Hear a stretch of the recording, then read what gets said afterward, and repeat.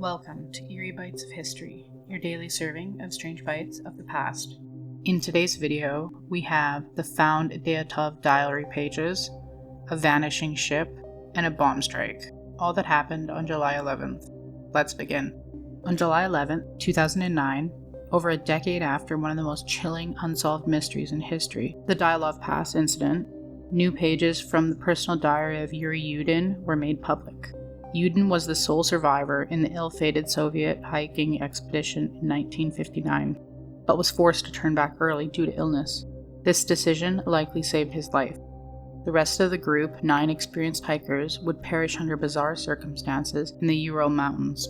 The recovered diary pages, kept long from the public, revealed unsettling details that had never surfaced. In his private entries, Yudin wrote of growing tension among the group. Most disturbingly, he believed that they were being followed.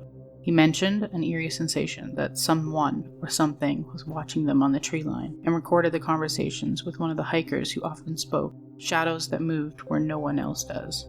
The pages also hinted that the group may have discovered something they weren't meant to, possibly linked to a secret military testing, or worse, something unknown buried deep within the Serbian wilderness. The timing of the diary's release raised questions. Why now?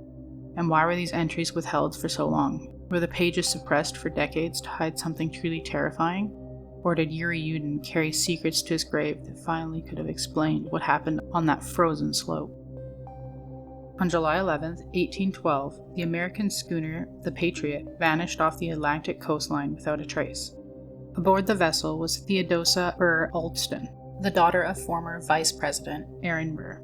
Intelligent, cultured, and politically savvy, Theodosia was often described as her father's closest confidant. She had embarked on a journey from South Carolina to New York to reunite with her father, who had just returned from exile in Europe following his infamous treason trial. But somewhere along the route, the Patriot disappeared.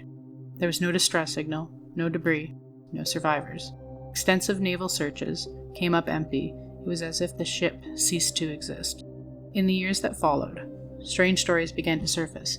Sailors claimed to have seen a phantom schooner drifting silently along the coastline, bearing a solitary woman in period dress who vanished into the mist. Some pirates were later confessed to raiding a ship matching their description, claiming they executed everybody on board, but contradicted each other and lacked evidence. There was even reports of a dying old woman in North Carolina in the late 1800s who claimed she had cared for a mysterious, well-dressed woman who washed ashore years earlier, confused, frightened, and calling herself Theodosia. She was never seen again. Was Theodosia's disappearance merely a tragic maritime accident, or was she silenced because of who her father was? Or perhaps somebody with political motivations or secrets too dangerous to reveal?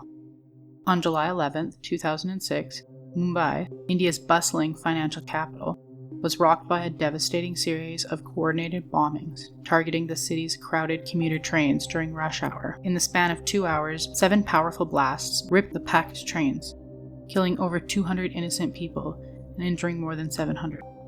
The attacks sent shockwaves through the nation, exposing vulnerabilities in one of the world's busiest public transport systems. Authorities quickly launched an investigation, arresting several suspects linked to extremist groups. Official reports attributed the attack to a small network of terrorists motivated by regional conflicts and political grievances. Yet, despite the arrests, many questions lingered. How did such a complex and large-scale operation go undetected by India's intelligence agencies? Were their warnings ignored? Who funded and orchestrated the bombs behind the scene? Conspiracy theories began to circulate, suggesting a possible deeper involvement, whether from a covert state actor using chaos for political gain, or a shadowy organization manipulating events from behind the curtains. Families of the victims still demand answers, feeling that a key piece of the puzzle remains hidden.